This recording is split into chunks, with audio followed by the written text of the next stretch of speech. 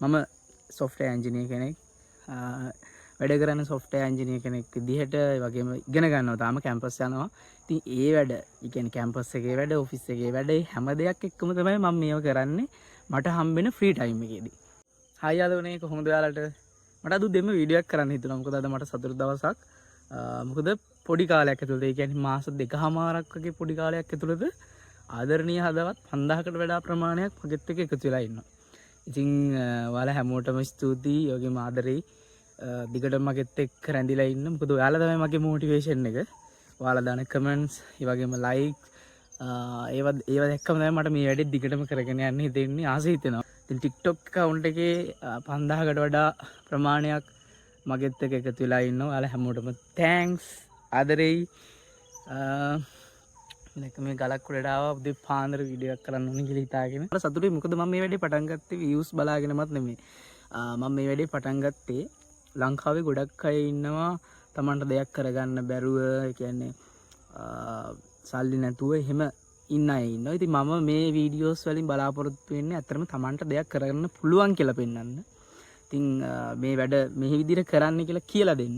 ඉතින් මම කුරුඳු ගැන වීඩියෝස් දැම්මා. ඒවට හොඳ ප්‍රතිචාර ගොඩක් තිබ්බා. මේ කුරුඳු ගැන දන්නේ නැති අය ගොඩක් මං හිතන්නේ මගේ වීඩියෝස් බලලා කුරුඳු ගැන දැනගත්තා.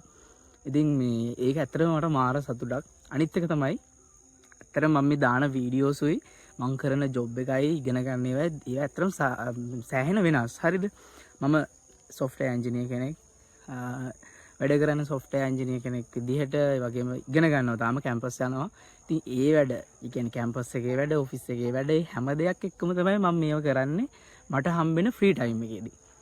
ඒ ඇත්තටම පොඩි ටයිම් එකක් මට හම්බෙන්නේ. දවසකට චූටි පැය දෙකක් වගේ කාලයක් තමයි මට මේ වැඩ කරන්න හම්බෙන්නේ. ඉතින් ඒ කාලය තුලදී මගේ උපරිමය මම කරන්න try කරනවා. ඉතින් මට පුළුවන් නම් මේක ඔයාට අනිවාර්යෙන් කරන්න පුළුවන්. මොකද මට සමහර දවස්වලට කන්නවත් වෙලාවක් නැහැ. ඒ කියන්නේ අඩුම තරම කාමරෙන් එළියටවත් එන්න වෙලාවක් නැහැ. ඇත්තට මේ දවස්වලට නම් මට වැඩක් කරන්න බෑ.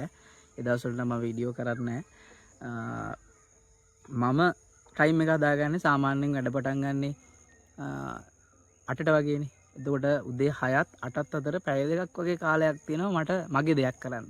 ඉතින් මං ඒ ටයිම් එක කොහොම හරි ෆ්‍රී කරගන්නවා. මම සමහර දවස්වලට රෑ 1ට 2ට නිදා ගන්න වෙලාවල් තියෙනවා. එහෙම නිදාගත්තත් මම හැරෙනවා උදේට. ගොඩක් දවස්වලට හැරෙනවා. මේ ඇහැරිලා මට මගේ කරන්න වැඩක් තියෙනවා ඒක කරනවා. ඒ විදිහට තමයි මම ටයිම් එක මැනේජ් කරගන්නේ. අනිත් එක තමයි ගොඩක් අයට තියෙන ප්‍රශ්නයක් ඉඩ නැණි කියන එක. ඉතින් මේ එයාලට දෙන්න තියෙන උත්තරේ තමයි ඔයා හිතන්නකෝ ඔයාට තියෙන චූටි ඉඩක්. ඒ කියන්නේ මිදුල විතරයි තියෙන්නේ. පර්චේස් එකක් දෙයක් වගේ කියලා. ඔයා හොයලා